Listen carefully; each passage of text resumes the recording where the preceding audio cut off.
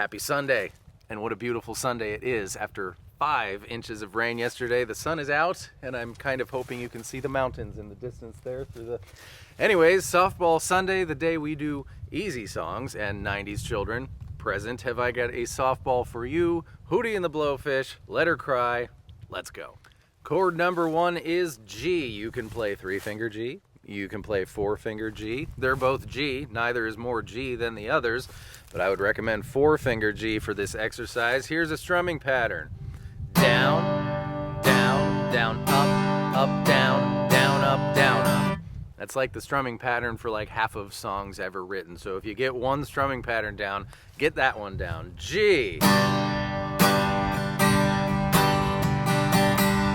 One of the reasons I'm recommending 4-finger G is because next comes D, and this way you don't have to move your ring finger. You have an anchor, so to say. D. Continuing along that theme, next is C add 9, which is awfully like 4-finger G. Still don't have to move your ring finger. All from 4-finger G, just move these 2 fingers down 1 string towards the earth. C add 9. And then how convenient, the last chord is G, so it starts and ends on G. Here's our verse. G, D, C add 9, back to G. That's your verse. G, D, C add 9, G. You just need to keep track of which G you're on, the last one or the first one. Otherwise, you won't know if you're supposed to play G again or go to D. That's the thing. The chorus starts on regular C. Now, C add 9 and C are, for all intents and purposes, interchangeable in this key of G that we are in. So you can play C add 9 if you want to keep it to one thing and not two. But the marine creatures responsible for the decision decided regular C, so we're going to start with C. C. G. Back to C. Back to C. Here it comes, ready? E minor, D, second line. C, G. Now D, sun comes out. And then C. And then you're back into the verse. G, I'll do it once. D,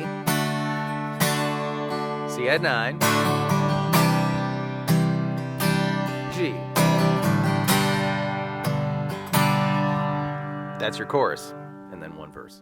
And the only thing in the entire song that's different is when you get to the very last chorus. It's 2 choruses, 2 chori long, so you're going to do 2 entire chori right in a row. And when you get to the end of the first trip through, when it was D, sun comes out tomorrow, and then C. It's not C the first time. It's G. It wouldn't make any sense to go D, C, C, starting in the next chorus, so they resolved it to G, our home chord. D, out tomorrow, G, and then you do another chorus. So, C,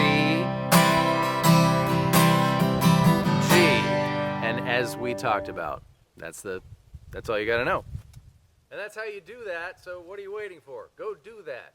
Thank you so much for joining me. I hope that was fun and helpful, and I will see you next time with more stuff. Goodbye. Listen, as guitar players, we are always searching for that special tone that we hold in our mind's earballs.